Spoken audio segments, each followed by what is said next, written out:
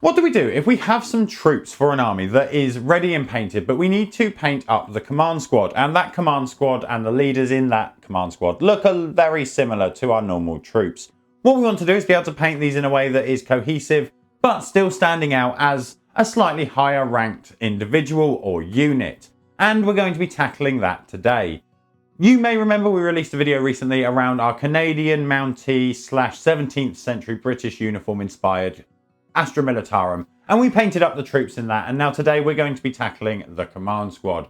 So sit down, remember to check that you've subscribed, and let's go through and see how we tackled it. Now, the command squad has one main leader and then a few associated veterans. So we're going to start off with the veterans, and these are going to be painted essentially in the same way as the sergeants of our individual squads from our other video.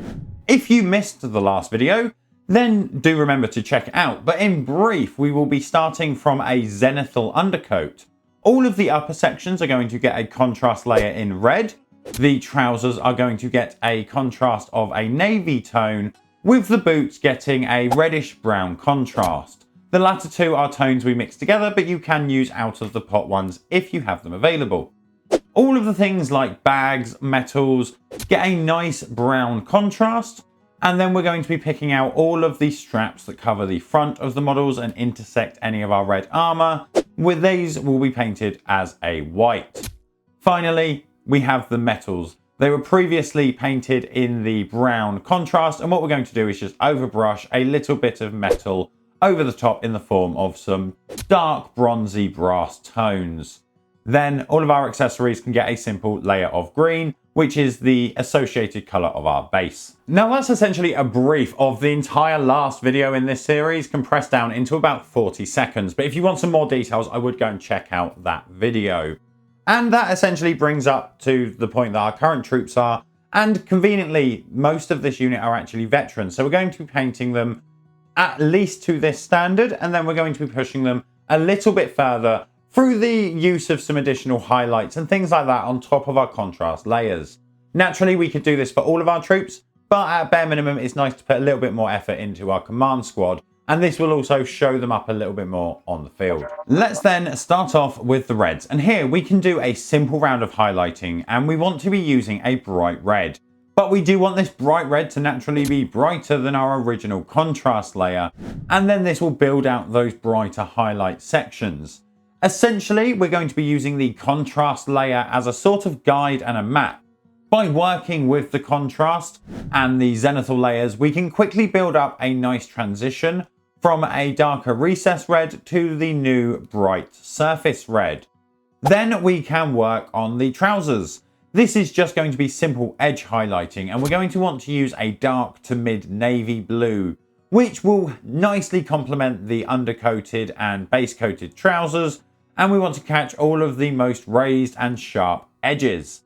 Then we're going to be doing essentially the same thing yet again, but this time with the boots. Where these are a darkish red, we want to come in with a dark reddish flesh tone for all of the highlights in this area. We want to make sure when we're picking out the colors for both the trousers and the boots on our models that these aren't really brighter than the reds. And that's because we don't want our eyes to be drawn away from the top of the model and round the face area, which is what will happen if the boots are excessively bright, for example. So we just need to bear that in mind and try and keep the red brighter than the other areas, which with a dark brown red and a navy shouldn't be too hard.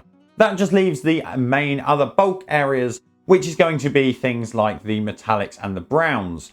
The browns are going to be getting edge highlights in a lighter brown, while all of the metallic areas we can do a slightly brighter, essentially overbrush or edge highlight with a brighter, bronzier, brassier gold. As before, with both of these colors, we will want to do some highlighting. The browns, we are just going to go around and do a plain edge highlight on all of the bags and the pouches, while the metals will be getting a narrow panel as well as an edge highlight, just to give them a nice pop of shine.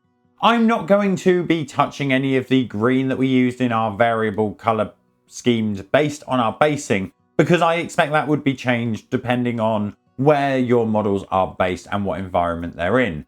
But if you are, for example, using green, we also picked up any of the accessories. So we picked up things like the wraps, the grenades, and the scope lenses in this green.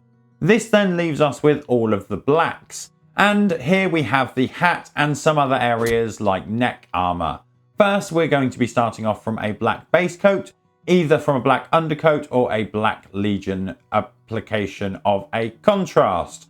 Then we can do some broad stroking highlights and narrow edge highlights using a light flesh.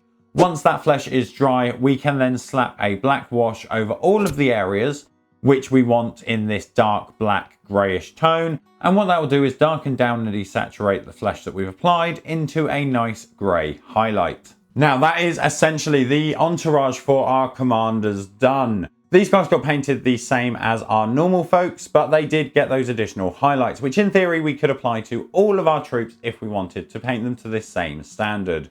That does leave us with our actual commander though, and we tackled that slightly differently. What we're going to be doing and going through is swapping around the colours and the areas. So what was a predominantly red jacket is now going to be white. So the predominant surface area and main colour of the model is white instead of red. And this is one of the reasons that we actually chose to go with black as the colour of our hats.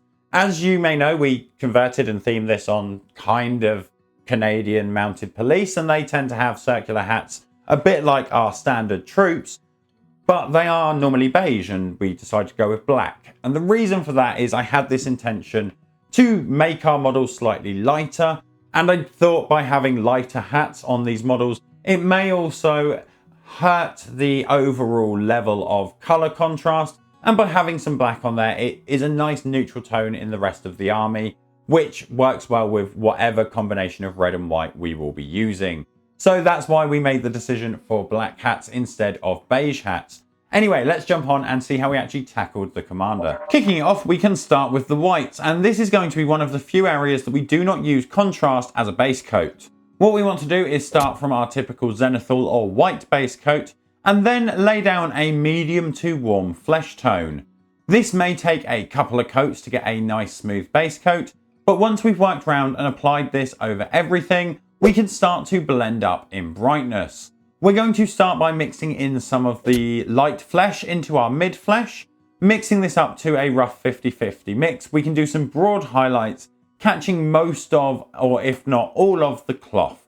We really just want to be leaving the slightest hint of warm flesh in the recesses. Once this is done and dry, we can go round with just the light flesh and essentially highlight all of the sections and largest panels that we want to be bright. When we put down the light flesh in comparison to the rest of the areas, it does look very pale and almost white, but obviously we know it's not. And we are going to be pushing that a little bit more, but when applying this, bear in mind that we have a couple of options. We can either do thick, broad strokes with relatively thick paint, and this may leave some texture, but we'll get through leaving a thick, clear coat of this brighter colour quickly. Alternatively, we can spend a little bit more time, thin down our paint and do multiple different passes, which will get us a nicer, smoother, gradual layer from our mixed warm and light flesh up to just the light flesh. Regardless of how we're going to be tackling it, once we've got to that point where we're happy with the surface of the light flesh area, what we want to do is come and mix in a little bit of off-white. We don't want it to be pure white because this might be a bit stark. We just want a very near white colour to mix into our painting scheme. We can take this bottle of off-white and then mix it into our light flesh in order to do some final sharp highlights. We'll be aiming to catch the most prominent and raised areas of the cloak or fabric that we're highlighting. We then have the option to stop here. If we've done some careful blending, it might be good enough and we might like it so that we can stop at this point. But otherwise, we're going to go in and add a little bit of contrast in order to bring back some of the sculpted details. Thinning down this contrast slightly will ensure that it doesn't pull too much on the surface, so we can apply this across all of the white areas. While it dries, we do want to keep an eye on it, and if there are any areas with a little bit too much pooling, within the first 30 to 60 seconds, we can go in and mop this away. It's worth noting that at this point we really do only have about a minute to go in and mop up any pooling. If the contrast has dried a little bit too much, when we go in and try and mop up, essentially it's going to have all settled and dried and we're just going to be pushing jelly pigment around on the model, which will leave an unsightly texture and also massive colour variances across the area where the contrast is applied. So if you've applied your contrast and it's been more than about a minute, what you want to do is just take a little bit of a chill, grab a cup of tea, check that you're subscribed to the channel, and then come back once it's fully dry. Once it is fully dry, we can do a nice round of highlights just to bring back that crispness of the white. And here we're going to be starting off with our mix of light flesh and off-white. This will be used to pick out the main surface areas that would get hit with the most amount of light. We can also use this to clean up any areas that are overly stained with our contrast. Once this is done, we can then take the off-white as it comes, watered down slightly, and then apply some pure narrow off-white highlights, catching all of the brightest surfaces and sharpest edges. Then that brings us to the skin, and there are so many different ways of painting skin. We're just going to cover the general Caucasian skin in a very quick tabletop method. The advantage of this is we actually only need 2 to 3 paints and a wash in order to get a very quick level of nice detail on our models. So we just want to start off by grabbing a warm flesh or a similar tone to this, and then we can apply a smooth base coat, potentially in a couple of coats. We could do this at the same time as painting the whites, but for the video we've separated it for ease. And here, once we've applied the warm flesh, we want to come in and apply a nicer, broader highlight using our light flesh. This will catch all of the raised areas, things like the brows, the cheeks, and the nose, and for things like the knuckles and hands on those areas that are not the face. This can then all be slapped over with a flesh wash. What this should do is pick out all of the sculpted details while adding back in that general warmth that we expect to see in skin. And that essentially gives us most of the entourage painted as well as our actual commander. And I'm not going to go into painting every single member of the entourage. A lot of them are the exact same method. Well, they're all the exact same method. What we do is apply the differences in regards to the area. So the comms guy has comm equipment. That all gets the same treatment as the metals and the weapons. There is one area though that I think would be quite interesting to do before we finish. But before we get there, I just thought I would touch on the overall name and theme of the army. And obviously we've themed this on 17th century British uniforms, as well as a combination of the Canadian Mounted Police. And that is the general principle, but obviously these aren't the Canadians or anything like that. I'm not sure on the number, so let me know down below if you think there's a particular number that is suitable for this regiment. But my intention in regards to the name is the Specialised Tactical Assault Regiment, so STAR as an acronym. So, for example, if there was a number like 420, they'd be the 420th STAR, which would be the Specialised Tactical Assault Regiment. And that is what we're going to be putting on the banner. But there are a couple elements that I want your opinion on, namely what number should it be? And then I can finish off this banner. But I thought I would show you how we got to this point of the banner, which is near enough done except for applying the name and the acronym. So let's jump into how we painted a really nice tabletop banner. When doing this, we decided to make life difficult by making the bulk of the banner white, and then red being the secondary colour, a bit like we did with our commander. This means that we will be using naturally the same method for the white flag or banner as we did for the robes on our commander, layering up through a warm flesh, through to a light flesh, and then an off-white, slapping down a thinned down layer of contrast before doing our final round of highlights. All of the boundaries and surrounds on the banner are going to be done in red, painted in the same way as the armors with a red contrast and a red highlight. The central logo is going to actually be a bronze, so we naturally need to start off with our brown base coat and then a bronze highlight. And with the flag done, that is the majority of all of the areas of concern sorted, and I generally really like these guys and the way they came out. So we naturally have the inverted scheme for our commander, and I think I'm going to keep that going in regards to the higher the ranks, the more white is going to be on the models where it's suitable to put it on, essentially.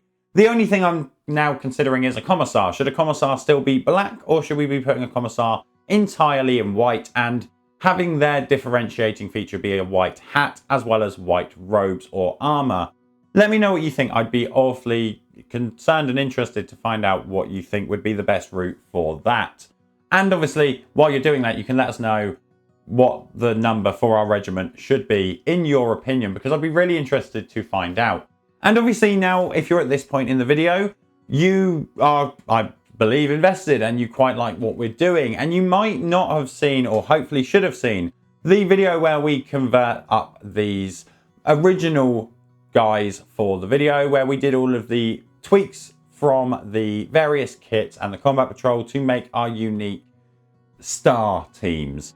And you can follow that along here, but I'm assuming you've already seen that because you're at the end of part 2 and that's part 1.